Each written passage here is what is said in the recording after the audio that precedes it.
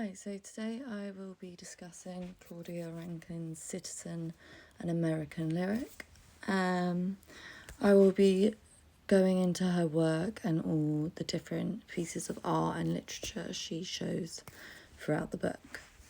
So, just to summarise, I just wanted to talk about what this book entails and what she presents in it. So, Claudia uses images and poetry and prose and essays in order to explore the experience and racial and cultural tensions within the United States throughout history and today. It explores the aggressions and violence towards Black people and the Black community. She uses these examples to promote the outlook on America and this whole idea of the American experience, the American way of living, which is supposed to be so great, and why people choose to move there or want to grow up there or live there. But she presents it in a very hostile environment created for people of colour, which is created by the institution that America is built into and the people who run it. In her work, she sheds light on the ways in which racism manifests itself. It's a various aspect of American society, such as education, sports, media, and public spaces. She examines instances of racial profiling, such as police brutality, and the emotional toll of constantly navigating a world where one's identity is marginalised or invalidated. Through this vivid imagery and personal narrative, Citizen encourages readers to confront their own bias and reflect on the systematic racism deeply embedded in American culture. It challenges the notion of a post-racial society and exposes the often subtle, insidious ways in which racism operates, emphasising that racism is not limited to overt acts of discrimination but can also exist in everyday interactions and language. So she was originally born in Jamaica, now lives in America. Her writing is really up to date now with what is going on in America with all the police brutality and the violence towards Black people. Here I've added in one example of many photos within her book. This one is by John Lucas. It is basically, it's a black and white photo. It's a very powerful image. As you can see, in each square is a different image of someone.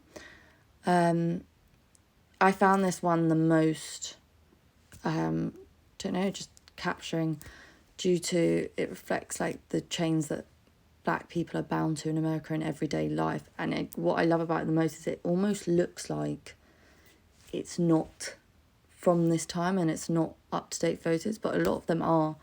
They're not just historical ones, and it's just showing how even though we've come so far from slavery and segregation, Black people in America are still almost imprisoned in their own country due to the systematic racism and the people in charge and just everyday people with their views, because it's almost been built into the society at this point. And that's not just for America, that's for a lot of countries, that's for England as well. But in America, it has been really built into their system, down to their government, their police, the people who are supposed to protect them.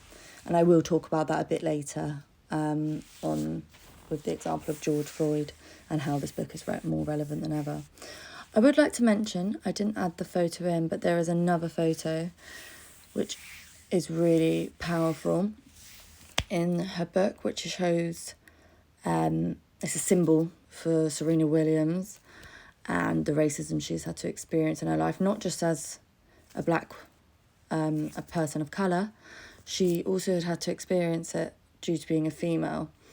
And as quoted before, the most disrespected person is a Black woman.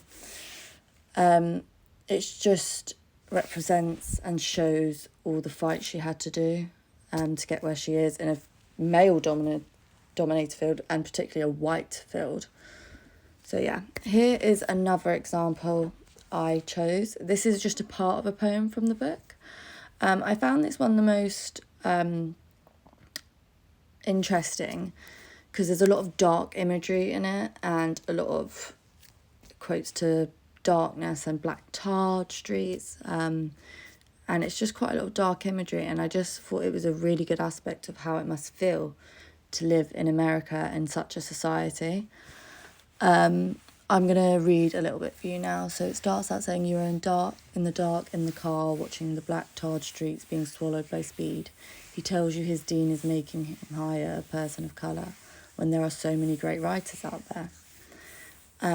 I just think this really reflects America's outlook on the black community in general. This whole idea of he's being forced to hire a person of colour rather than wanted to, and even just seeing him by his race when hiring someone rather than his actual credentials or his experience, and the thought of there are so many other great writers out there without even considering that this person of colour may be an amazing writer, but it just gets completely overlooked and not even really concentrated on due to the colour of someone's skin, which I think is a really big part of the systematic racism and just embedded into the culture in America. And I really think that's what Claudia is trying to express through her book, is just how we're all blind to it and how it is such a common part of the culture. No one even blinks twice and doesn't think of how racist this really is. Like, I think what she's really trying to show us is it's no longer physical hate, like acts of racism, and that's not the only type of racism anymore. It's ignorance and bias on people's colour of skin that we're also unaware of, and in everyday life people just go by and consider themselves not racist without really informing themselves on what racism is. So yeah, I found that poem the most interesting. So I wanted to give a bit of context. So this was published in 2014 during Barack Obama's presidency. He was officially the first black president in America. And it was a huge step forward for society in America and a really big deal. And he caused a lot of change, and a lot of black people looked up to him, and it allowed them to feel like they had a chance to make it somewhere rather than feel like society is always going to hold them back. And it was a really amazing symbol for what can come and what should happen. But knowing what we know now in 2023, we know that it really caused an outrage in America due to the fact that Donald Trump was next put in, and it ended up being the country is at a halt and really divided now more than ever. So although that was a huge win for America and the black community and a huge positive, it has now somehow become really negative with everything that has happened politically over there since.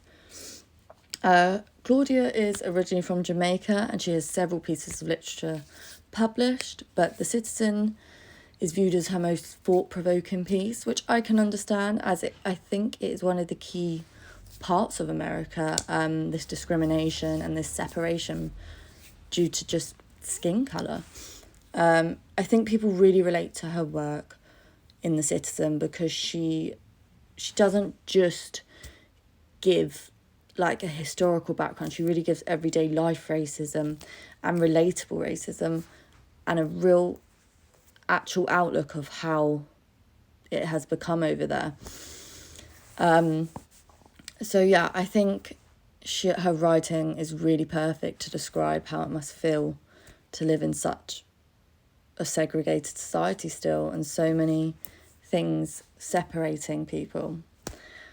But yeah, so this did come out at a time where it was seeming to be a bit more positive and becoming more progressive, but inevitably America has unfortunately gone back with voting people like Donald Trump in.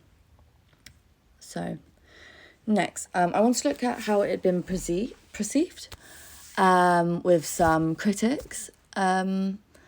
So it's she really looked into like police brutality and the violence towards black people.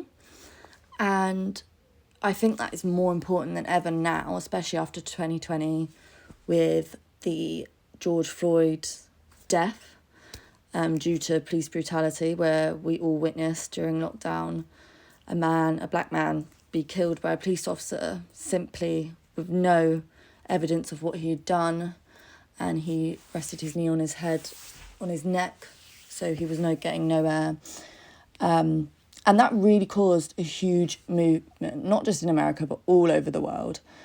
The Black Lives Matter movement was worldwide. Celebrities, everyone was finally helping the cause. And as some critics have wrote, Citizen can help us make sense of and better grapple with the grief that we are now experiencing. George Floyd's death didn't come out of nowhere. Racism is fundamental to America through the institution racist ideology, politics and practices that this country was built upon. This is undegraded by even today.